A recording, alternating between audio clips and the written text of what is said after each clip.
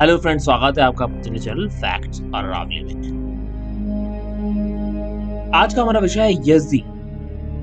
यज़दी एक कम्युनिटी है जो इराक में पाई जाती है। इराक के यज़दी प्राचीन हिंदू पुजारी हैं, ऐसा लोगों का मानना है। गोबेकली टेपी के प्राचीन हिंदू पुजारी यज़दी हैं जो अब इराक और उसके आसपास रहते हैं। आईएसएस जो एक जिहादी ग्रुप था, उन्होंने इन यज़दियों का धर्म पर परिवर्तन कराने के लिए पूरा जोर लगा दिया और आज भी इस पे तुला हुआ है। जब वे विरोध करते हैं तो उन्हें हर रोज सैकड़ों लोगों की हत्या कर रहे हैं और उनकी महिलाओं का यौन गुलाम बना रहे हैं। कि यज़दी एक ईश्वरवादी हैं और ईश्वर को दुनिया का निर्माता मानते हैं, जिसे उन्होंने 7 पवित्र प्राणियों या स्वर्गदूतों की देखभाल में रखा है, जिनमें से सबसे प्रमुख है मेलेक्टोस यानी मयूर देवदूत। विश्व शासक के रूप में मयूर देवदूत व्यक्तियों पर अच्छे और बुरे दोनों कारण का बनता है। यह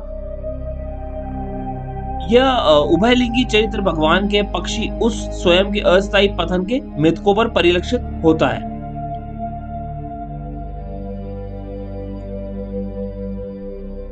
उनका समन्वित लेकिन प्राचीन धर्म यज़दीवाद है, एक प्रकार का यज़दिज्म। पारसी धर्म और प्राचीन मेसोपोटामिया धर्मों से जुड़ा हुआ है। हालांकि यज़दी एक विशिष्ट और स्वतंत्र धार्मिक समुदाय बनाते हैं और उनकी अपनी संस्कृति है।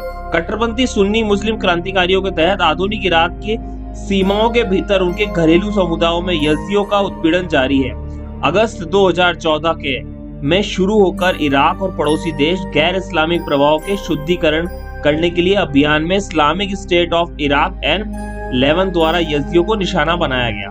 यज़दियों को उनका इतिहास और सांस्कृतिक जड़ों को भुला दिया जाता है। हालांकि वे अपना प्रतीक भूल गए हैं। टॉस मेलक कहानी बताते हैं मोर मध्य पूर्व के किसी भी देश में नहीं पाए जाते, ये भारत में पाए जाते हैं। इसके अलावा यज़दी तेल के लैंप का उपयोग करते हैं जिसके ऊपर मोर अंकित होता है, जो भारत की एक प्रथा है।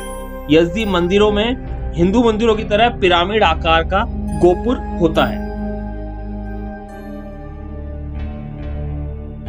यज़दियों का प्रतीक पंख फैला हुआ मोर है, ठीक हिंदू भगवान शिव के पुत्र सुब्रमण्यम की सवारी की तरह। ध्यान देने वाली सबसे महत्वपूर्ण बात यह है कि भारत का राष्ट्रीय पक्षी भी मोर है। दक्षिण और दक्षिण पूर्व एशिया या अफ्रीका के मूल निवासी है। ये इराक या मध्य पूर्व के क्षेत्र में नहीं पाया जाता। लालिश स्थित यज़दी मंदिर के प्रवेश द्वार पर सांप का प्रतीक है। यह आपको अरब या मेसोपोटामिया की अन्य जनजातियों में नहीं मिलेगा। हिंदुओं के लिए सुब्रमण्यम सांपों के दूसरे अवतार हैं और नाग पंचमी जैसी सभी सांप संबंधी पूजाओं के लिए उनकी बहुत बारीकी से पूजा की जाती है। इराक की यज़दियों और वैदिक धर्म के अनुयायियों के बीच कई अन्य समानताएं हैं, जैसे कि यज़दी केवल अपनी जातियां मूल हिंदुओं की तरह 4 जातियां के भीतर ही विवाह करते हैं और एक अलग शब्दावली की गोत्र प्रणाली का पालन करते हैं। वे आवर्ती जन्म और मृत्यु चक्र में विश्वास करते हैं। उनके पुरुष खतना नहीं कराते, जो मध्य पूर्व में बहुत दुर्लभ है। यज़दी सूर्योदय और सूर्यास्त के समय सूर्य की ओर मुंह करके अपने हाथ जोड़कर प्रार्थना करते हैं।